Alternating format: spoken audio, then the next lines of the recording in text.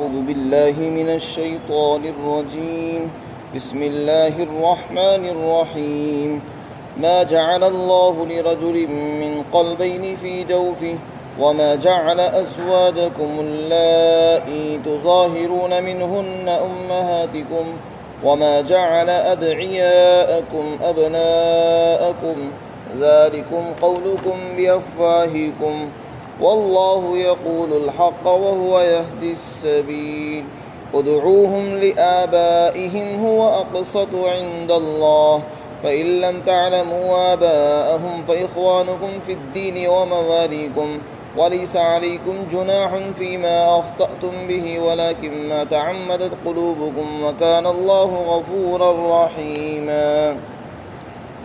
اور اللہ نے کسی انسان کے سینے میں دو دل نہیں بنائے، اور تمہاری جو بیویاں ہیں جن سے تم زہار کر لیتے ہو ان کو تمہاری ماں نہیں بنایا اس نے، اور تمہارے منہ بولے بیٹوں کو اس نے تمہارا حقیقی اور اصلی بیٹا نہیں بنایا ہے۔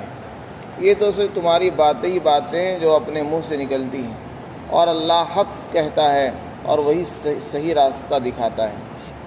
تم اپنے ان بیٹوں کو ان کے والد کے نام کے ساتھ پکارو، یہ اللہ کے نزدیک زیادہ انصاف کی بات ہے، اور اگر تم ان کے والد کا نام باپ کا نام نہیں جانتے ہو تو پھر وہ تمہارے دینی بھائی ہیں اور تمہارے دوست ہیں، اور تم سے جو غلطی ہو جائے ان کے سلسلے میں اس پر تم پر کوئی گناہ نہیں ہے، اس سلسلے میں تم پر کوئی گناہ نہیں ہے، لیکن جو چیز تم قصداً اور جان بوجھ کر کرو گے، تمہارے دل ایسا کریں گے تو گناہ گار ہوگے، اور اللہ بخشنے والا ہے، مہربان ہے۔ اس سے پہلی آیت میں منافقین اور کفار کی طرف سے ایک تجویز پیش کی گئی تھی، اور یہ بتایا گیا تھا کہ ان لوگوں نے آپ سے آ کر کہا کہ آپ ہماری بات مان لیں، ہم آپ پر ایمان لے آئیں گے۔ اگر آپ ہمارا کہنا مان لیں تو ہم آپ پر ایمان لے آئیں گے، اور آپ پر ایمان لانے سے اور بھی لوگ ایمان لے آئیں گے۔ تو اس کی تردید فرما دی تھی کہ آپ کو کسی کا کہنا ماننے کی ضرورت نہیں، آپ کسی کے ایمان کے لالچ میں کسی کا کہنا مت مانیے۔ آپ کوئی اتنے چھوٹے انسان نہیں ہے کہ جو آدمی چاہے آپ کو اور اس کے کہنے پر آپ چلے لگیں۔ آپ تو نبی ہیں، نبی کا کام تو اللہ کا کہنا ماننا ہے۔ نبی براہ راست اللہ کی مرضی سے چلتا ہے، وہ کسی انسان کے کہنے پر نہیں آتا۔ تو اس کی تردید فرمائی گئی۔ اب یہاں پر اللہ تعالیٰ نے زمانہ جاہلیت میں پائی جانے والی 3 بری رسموں کی تردید فرمائی ہے۔ زمانہ جاہلیت میں اسلام سے پہلے جو زمانہ تھا وہ زمانہ جاہلیت کہلاتا ہے، اس میں 3 بری رسمیں پائی جاتی تھی، ان کو یہاں سے رد فرما رہے ہیں اور ان کی اصلاح فرما رہے ہیں۔ پہلی رسم یہ تھی کہ جو لوگ جس کے بارے میں یہ سمجھتے تھے کہ وہ انتہائی ذہین، ہوشیار، سمجھدار ہے، اس کے بارے میں کہتے تھے کہ اس کے اندر سینے میں تو 2 دل ہیں، اس کے سینے میں تو 2 دل ہیں، تبھی تو اتنا ہوشیار، سمجھدار اور چالاک ہے۔ چنانچہ اس کے شان نزول کے بارے میں لکھا ہے، ایک شخص تھا جمیل بن معمر فہری، وہ انتہائی ہوشیار اور قوت حافظہ میں مشہور تھا۔ لوگ یہ کہا کرتے تھے کہ اس کے سینے میں 2 دل ہیں، اور وہ خود بھی کہتا تھا کہ میرے سینے میں 2 دل ہیں، اور جو بات میں جانتا ہوں، میں سمجھتا ہوں، جو باتیں میرے دل میں آتی ہیں، محمد صلی اللہ علیہ وسلم کی عقل میں بھی وہ بات نہیں آتی، اپنے آپ کو بہت بڑا سمجھتا ہے۔ تو اللہ تعالیٰ نے پھر اس کی اس غلطی کو خود ظاہر فرما دیا، اور اس کو اپنی غلطی کا احساس ہوا۔ لوگوں کو پتہ چل گیا کہ ایسا نہیں ہے، چنانچہ اس پر آیت شریفہ بھی نازل ہوئی۔ غزوہ بدر کے موقع پر وہ شریک تھا، بدر کی لڑائی میں کفار کی طرف سے آیا۔ ابو سفیان نے اس سے پوچھا کہ کیا ہوا، ہمارے ساتھیوں کو کیا ہوا؟ تو اس نے کہا کہ وہ تو ہار گئے، کافر تو ہار گئے، مکہ والے۔ تو اس نے کہا کہ عجیب بات ہے، تم نے ایک چپل اپنے ہاتھ میں پہن رکھی ہے اور ایک چپل اپنے پاؤں میں پہن رکھی ہے۔ تو وہ کہنے لگا کہ اچھا ایسا ہے، میں تو یہ سمجھ رہا تھا میں نے دونوں اپنے پیروں میں پہنے کیے۔ تو اس سے اللہ تعالیٰ نے ظاہر فرما دیا کہ وہ کتنا بڑا بیوقوف آدمی تھا کہ چپل پاؤں میں پہننی چاہیے، ایک اس نے ہاتھ میں پہن رکھی اور ایک پیر میں پہن رکھی، اسی سے اس کی کم عقلی ظاہر ہو گئی اور لوگوں کو پتہ چل گیا کہ بیوقوف۔ اور قرآن کریم میں اللہ نے ظاہر فرما دیا کہ کسی انسان کے سینے میں ہم نے دو دل نہیں بنائے۔ اسی طرح اس آیت کے ماقبل سے ربط بھی ہے، مفسرین میں سے حضرت مفتی تقی عثمانی صاحب نے لکھا ہے اس آیت کا ماقبل سے ربط یہ ہے کہ جیسے کافروں نے آپ کے سامنے ایک تجویز پیش کی کہ آپ ہمارا کہنا مان لیں اور آپ ایسا کر لیں، ایسا کر لیں، ہم ایمان لے آئیں گے، تو اس کی تردید فرما دی گئی تھی کہ آپ کو کسی کا کہنا نہیں ماننا۔ یہاں پر اسی سے متعلق ایک اور جملہ ذکر فرمایا گیا، ایک بہت جامع جملہ، یہ فرمایا گیا کسی انسان کے سینے میں ہم نے دو دل نہیں بنائے، ایسا نہیں بنایا کہ وہ ایک دل اللہ سے جوڑ لے اور ایک دل دنیا والوں سے جوڑ لے۔ منافقین تو یہ چاہتے تھے کہ تم اللہ کو بھی راضی رکھو اور ہمیں بھی راضی رکھو، سب خوش ہونے چاہیے، اور یہ بہت سے انسانوں کی سوچ ہو جاتی ہے کہ سب کو خوش رکھو، حالانکہ ایسا ممکن نہیں ہے، سب خوش ہو ہی نہیں سکتے۔ تو بہت سے لوگ اپنے اسلام کو چھوڑ بیٹھتے ہیں اسی خیال میں کہ سب کو خوش رکھو، سارے دھرم والوں کو وہ خوش کرنے کے لیے اپنے دین کو بیچ دیتے ہیں، چھوڑ دیتے ہیں۔ تو منافقین کا یہی کہنا ہوتا ہے، کافر بھی یہ کہتے ہیں کہ تم ہمیں بھی خوش رکھو اور اپنے اللہ کو بھی خوش رکھو۔ ایسا کیسے ہو سکتا ہے؟ یہ تو ایسا ہی ہو گیا جیسے کسی شاعر نے کہا، حج بھی کعبہ کا کیا، گنگا کا اشنان بھی، خوش رہے رحمان بھی، راضی رہے شیطان بھی۔ بھلا ایسے کیسے ہو سکتا ہے؟ بظاہر ایسا ہو جائے گا کہ آپ خانہ کعبہ کا حج بھی کریں، گنگا کا اشنان بھی کرتے رہیں، رحمان کو بھی راضی کریں، شیطان کو بھی راضی کریں، لیکن ایسا ہوتا نہیں۔ دونوں راضی کیسے ہو جائیں گے؟ جس کام سے اللہ راضی ہوتا ہے اس سے شیطان کیسے راضی ہو جائے گا؟ اور جس کام سے شیطان خوش ہوتا ہے اس سے اللہ راضی ہو ہی نہیں سکتا۔ شیطان تو خدا کا باغی ہے، خدا کے حکموں کے خلاف چلنے والا ہے، تو ایسا ہو ہی نہیں سکتا کہ ہم جو ہے دنیا والوں کو بھی خوش کر لیں اور اللہ کو بھی خوش کر لیں، کیونکہ دنیا والے تو اللہ کے خلاف چلتے ہیں، جتنے بھی مذاہب ہیں وہ سب اللہ کے باغی ہیں اور اللہ کے دین کو چھوڑ کر اپنے دین کو اختیار کیے ہوئے ہیں۔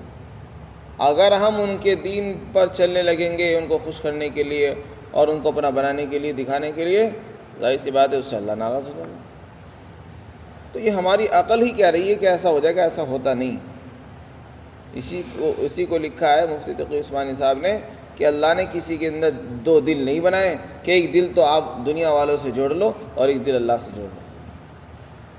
ایک ہی دل ہے، اس کو چاہے دنیا سے لگا لو یا اللہ سے لگا لو، اس دل میں دنیا کی محبت پیدا کر لو، اس دل میں آخرت کی محبت پیدا کر لو، دو دل ہے ہی نہیں۔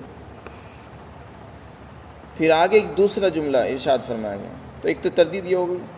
ایک اور بری رسم پائی جاتی تھی اس زمانے میں، کچھ لوگ اپنی بیویوں کو اپنی ماؤں کی پشت کے ساتھ تشبیہ دیا کرتے تھے۔ پشت کے معنی کمر کے آتے ہیں، اور یہ کہتے تھے کہ اپنی بیوی کو بعض مرتبہ کوئی آدمی یہ کہہ دیتا تھا کہ تو میرے لیے ایسی ہی ہے جیسے کہ میری ماں کی کمر، یعنی جیسے میری ماں کی کمر میرے لیے حرام ہے اسی طرح تو میرے لیے حرام ہے۔ یہ جملہ کہہ کر وہ اس کو اپنے اوپر حرام کر لیا کرتا تھا، اور اس کو حرام سمجھتے تھے۔ وہ جب کسی کو حرام کرنا ہو، اپنی بیوی کو اپنے سے دور کرنا ہوتا تو وہی جملہ کہہ دیتا کہ جیسے میری ماں کی کمر، میری ماں کی پشت میرے لیے حرام ہے، تو میرے لیے بالکل ایسی ہے جیسے میری ماں کی کمر اور اس کی پشت۔ چنانچہ یہ کہنے سے وہ حرام ہو جاتی تھی ہمیشہ کے لیے، اس سے جدا ہو جاتی تھی۔ جب اسلام آیا تو اسلام نے اس کی تردید فرمائی کہ ایسا نہیں، کہ آپ نے اپنے بیوی کو یہ کہہ دیا کہ تم میرے لیے ایسی ہے جیسے کہ میری ماں کی کمر، اتنا کہنے سے بیوی ہمیشہ کے لیے حرام نہیں ہوگی۔ ہاں البتہ اسلام نے اس رسم کی اصلاح فرمائی اور یہ بتایا کہ دیکھو اگر کوئی آدمی ایسا کہہ رہا ہے تو وہ غلط کہتا ہے، اس کو ایسا نہیں کہنا چاہیے، اور اگر کسی نے کہہ دیا ہے تو پھر اس کی اصلاح کی شکل یہ ہے کہ اس کو کفارہ ادا کرنا چاہیے۔ تو اسلام نے اس میں کفارہ لگا دیا۔ اگر کوئی آدمی ایسا کر لے تو اس کو چاہیے کہ کفارہ دے۔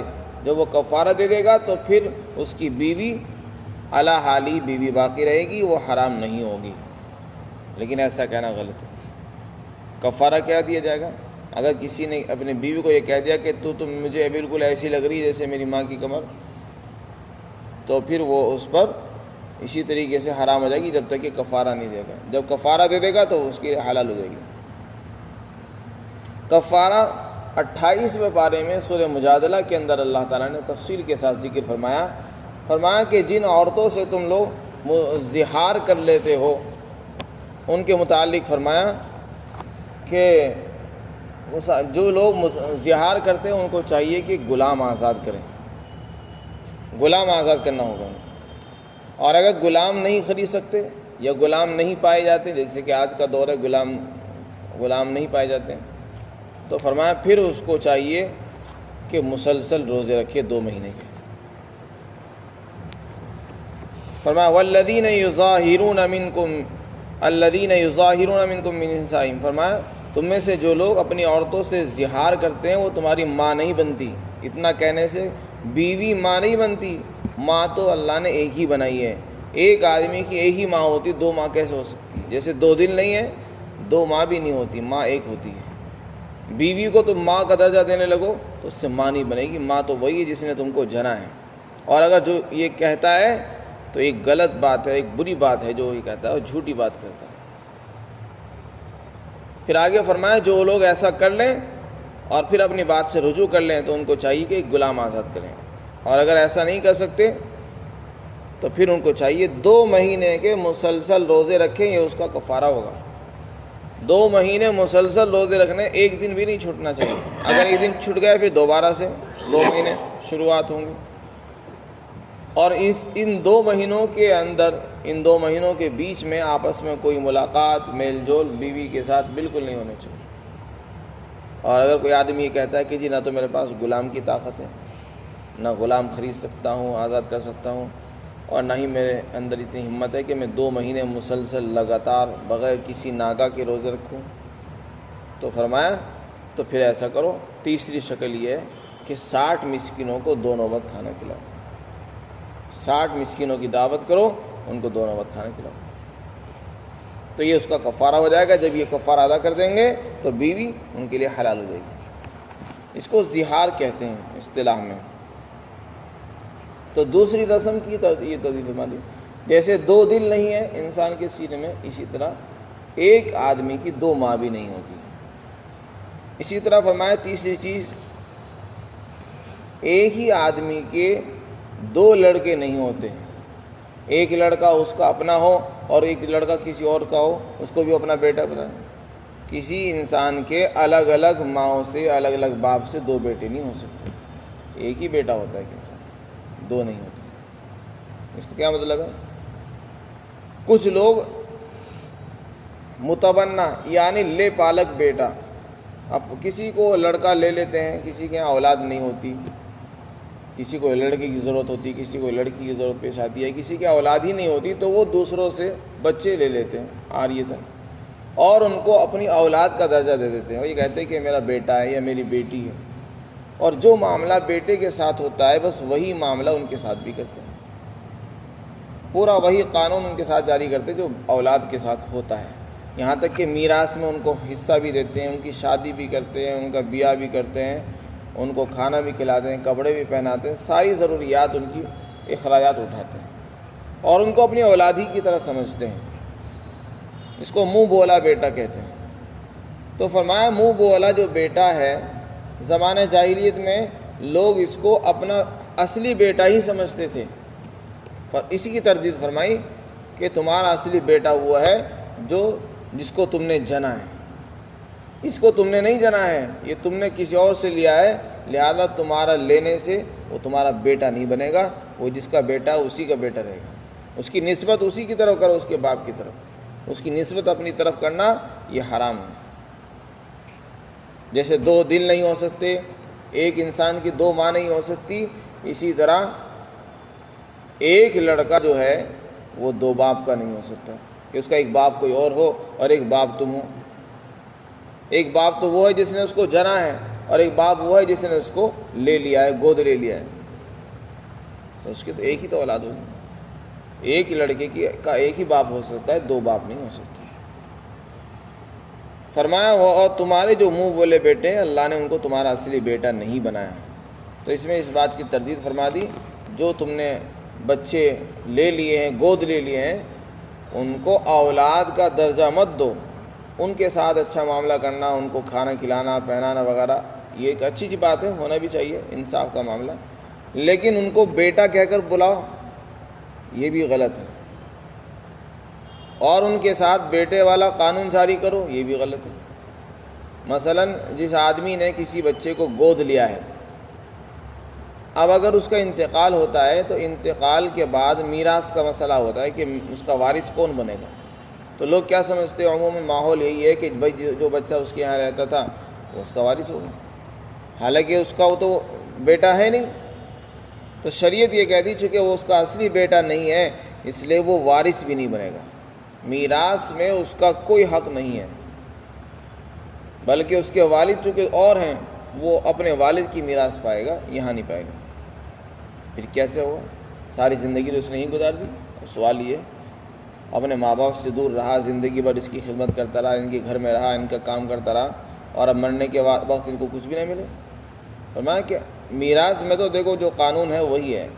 البتہ کہ دوسری شکل یہ ہے کہ مرنے والے کو چاہیے تھا جب اس نے کسی کو گود لیا ہے تو اس کے لیے کوئی وصیت کر کے جاتا, تو وصیت کرنے کا جو ہے موقع بھی اس کے پاس موجود تھا. مرنے والے کو چاہیے تھا کہ تہائی مال میں وصیت کر دے. اگر اس نے وصیت لکھ دی ہے تو پھر وہ وصیت نافذ ہوگی, پھر اس کو تہائی مال میں حصہ مل سکتا ہے. تہائی سے کم, تہائی سے زیادہ اگر وصیت کر کے جائے گا پھر نافذ نہیں ہوگی. یہ ایک شکل ہے اس کے لیے. اگر کوئی آدمی چاہتا ہے کہ میں اپنے گود لینے والے بچے کو کچھ دوں تو اس کی شکل ہے کہ اس کے لیے وصیت کر کے چلا جائے, تو پھر شریعت کہتے ہے کہ ہاں وصیت کو پورا کرنا ضروری ہوتا ہے. مرنے والے کی وصیت کو پورا کیا جائے گا, اس کے بعد میراث تقسیم ہوگی.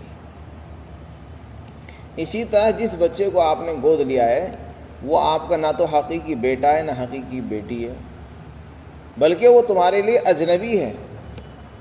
اگر وہ نامحرم ہے تو جس عورت نے اس کو گود لیا ہے جب وہ بالغ ہو جائے گا تو اس عورت کے لیے اس سے پردہ کرنا ہوگا, اس کو پردہ کرنا پڑے گا.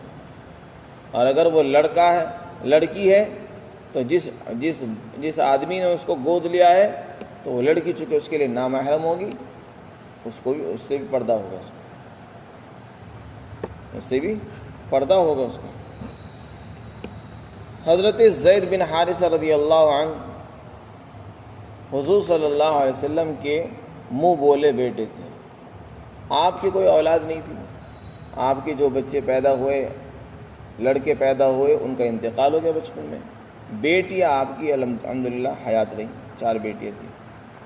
تو کوئی بیٹا چونکہ تھا نہیں, اس لیے آپ نے حضرت زید بن حارثہ کو گود لے لیا تھا. ایک صحابی تھے, چھوٹے سے بچے تھے, ان کو گود لے لیا, اور وہ حضور کے پاس ہی رہتے تھے. حضرت عبداللہ ابن عمر فرماتے ہم تو زید کو یہ کہتے تھے کہ زید بن محمد, ہم تو محمد کا بیٹا سمجھتے تھے اور یہی کہتے تھے کہ اے محمد کے بیٹے.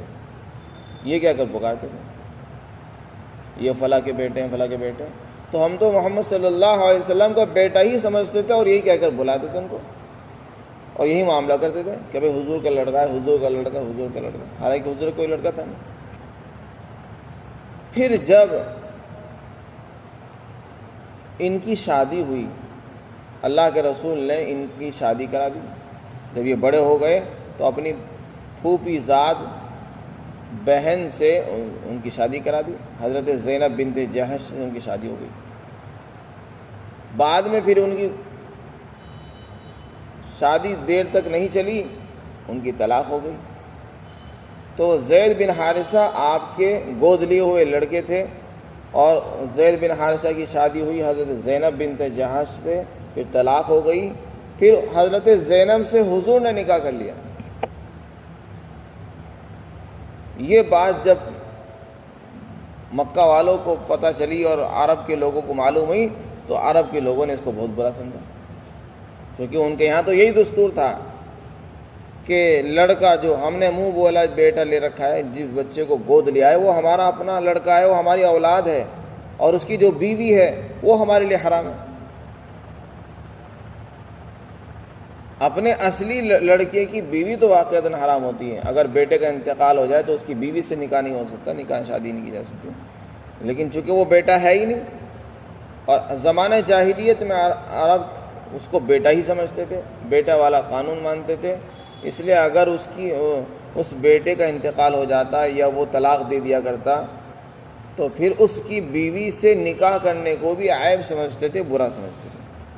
اللہ تعالیٰ نے اس کی تردید فرمائی، چنانچہ حضرت زید بن حارثہ نے اپنی بیوی کو طلاق دی، اور طلاق کے بعد پھر حضور نے ان سے نکاح کیا۔ جب حضور نے نکاح کیا تو یہ چرچے ہو گئے، ہنگامہ کھڑا ہو گیا، تو اللہ تعالیٰ نے آیت نازل فرمایا کہ نہیں، جن کو تم بیٹا بتا رہے وہ بیٹا ہے ہی نہیں۔ جب وہ بیٹا نہیں ہے تو ان کی بیوی بھی بہو نہیں ہے، جب وہ بہو نہیں ہے تو اگر ان کی آپس میں طلاق ہو گئی یا اس لڑکے کا انتقال ہو گیا تو اس سے شادی کی جا سکتی ہے، اس سے شادی کرنا چاہیے۔ ما جعل اللہ، اسی کو فرمایا وما جعل ادعیاءکم ابناءکم، جن بچوں کو تم نے گود لیا ہے وہ تمہارے اصلی بیٹے نہیں ہیں۔ جب تمہارے اصلی بیٹے نہیں تو ان سے پردہ بھی ہوگا، اور اگر لڑکی ہے تو اس کو پردہ کرنا ہوگا، اور اسی طرح وہ چونکہ اصلی اور نہیں ہے تو ان سے شادی بھی کی جا سکتی ہے۔ آپ نے کسی لڑکی کو گود لیا ہے تو چونکہ وہ آپ کے لیے تو محرم نہیں ہے، نامحرم ہے، تو اگر واقعتاً وہ جوان ہے تو آپ اس سے شادی کر سکتے ہیں۔ تو محض گود لینے سے کوئی نہ تو بیٹی بنتی ہے نہ کوئی بیٹا بنتا ہے۔ بیٹا اور بیٹی وہی ہے جو انسان جنتا ہے، تو اس میں یہ تردید فرما دی، اور تعلیم دی ہے کہ اگر تم کسی کو بیٹا دو اس کو بیٹا کہہ کر ہی نہ پکارو۔ یہ کہنا کہ بیٹا یہی غلط ہے، یہیں سے غلطی پیدا ہوتی ہے، بلکہ کیا کہو وہ تمہارے بھائی ہیں، دینی بھائی ہیں، ان کو بھائی کہہ کر پکارو کہ اے بھائی، یا دوست کہو یا چچا زاد بھائی کہو، چچا کا لڑکا کہو، کچھ بھی کہو، لیکن بیٹا کہہ کر یا بیٹی کہہ کر مت پکارو۔ البتہ بیٹا والا معاملہ اگر تم کرتے ہو، مطلب ان کے ساتھ کھلانا، ان کو بیٹوں کی طرح ہی پہنانا، رکھنا، پالنا، پرورش کرنا، یہ اچھی بات ہے، حسن سلوک کی، یہ اس کی اجازت ہے، لیکن بیٹا کہہ کر پکارنے کی اجازت نہیں۔ فرمایا اللہ تو حق بات کرتا ہے، جو بات حق ہوتی ہے اللہ تعالیٰ اس کو بیان کر دیتے ہیں، کسی کو بری لگے اچھی لگے، اور اللہ صحیح راستہ دکھاتے ہیں۔ یہ چونکہ غلط رسمیں پھیلی ہوئی تھی، اللہ نے اس کی تردید فرمائی اور اصلاح فرما دی کہ دیکھو ایسا نہیں، ایسا کرنا۔ 2 دل نہیں ہوتے، ایک ہی دل ہوتا ہے، 2 ماں نہیں ہوتی، ایک ماں ہوتی ہے، اور ایک ہی بیٹے کے 2 باپ نہیں ہوتے، یا ایک ہی آدمی کے دو بیٹے نہیں ہوتے، ایک اس کا اپنا اصلی بیٹا ہو اور کسی اور کا بیٹا ہو بھی وہ کہنے لگے یہ بھی میرا ہی بیٹا ہے۔ یہاں تک کہ علماء نے لکھا ہے کہ اگر کسی اور کا لڑکا ہے اس کو آپ بیٹا بھی نہیں کہہ سکتے، کیونکہ بیٹا کہنے کی بنیاد پر نسبت آپ کی طرف ہو جائے گی، اور یہ حرام ہے۔ حدیث شریف منع فرمایا کہ جو بچہ کسی اور کا ہو اس کو اپنی طرف منسوب مت کرو، اور جو ایسا کرے گا اس کے لیے جنت حرام ہے۔ فرمایا ادعوہم لآبائہم، ان بچوں کو ان کے باپ کے نام سے ہی بلاؤ۔ جب ان کو بلانا ہو تو کیسے بلاؤ؟ جن بچوں کو تم نے اپنی گود میں لیا ہے، اپنے گھر میں رکھا ہے، یا جس بچی کو اپنے گھر میں رکھا ہے، اس کو یہ مت کہو اے بیٹا، بلکہ اس کو اس کے باپ کے نام کے ساتھ پکارو، کہ اے مثلا ابراہیم کی بیٹی، اے یوسف کی بیٹی، اے یوسف کے لڑکے، اس طریقے سے کہو، اے بھتیجے، اے بھتیجی، اے بھانجے، اے بھانجی، اس طرح کے الفاظ جس سے نسبت معلوم ہو جائے کہ یہ ہماری بیٹی نہیں ہے، نہ ہمارا بیٹا، بلکہ فلاں کی بیٹی ہے، جس سے نسبت ہو جائے اور سامنے والے کو واضح ہو جائے، سمجھ میں آ جائے کہ ہمارا نہیں ہے، ان کا ہے۔ فرمایا یہ انصاف کی بات ہے۔ اور اگر کبھی کبھی ایسا ہوتا ہے کہ آدمی کو پتہ ہی نہیں ہوتا کہ اس کے ماں باپ کون ہیں، مثلا کسی نے راستے میں سے کوئی بچہ اٹھا لیا، پتہ ہی نہیں کون باپ ہے اس کا، کون ماں ہے اس کی، تو فرمایا اگر تمہیں معلوم نہیں ہے تو پھر چونکہ وہ تمہارے پاس ہے اور وہ مسلمان بھی ہے، تو مسلمان آپس میں سب بھائی بھائی ہوتے ہیں، اس کو بھائی کہہ کر پکارو کہ اے بھائی، یا اس کا نام لے کر پکارو، یا دوست کہہ دو کہ دوست ادھر آؤ، کہ دوست یہ کام کر دو، لیکن بیٹا کہہ کر مت پکارو۔ پھر آگے فرمایا کہ اگر تم سے غلطی ہو جائے، غلطی سے جملہ نکل گیا، بیٹا نکل گیا، تو غلطی بھول چوک تو معاف ہے، لیکن جان بوجھ کر تم اگر بیٹا کہو گے، بیٹی کہو گے، تو اس سے گناہ ہوگا۔ فرمایا اللہ تعالیٰ، لیکن اللہ تعالیٰ بخشنے والا ہے اور بڑا مہربان ہے۔ اللہ تعالیٰ ہم سب کو عمل توفیق عطا فرمائے۔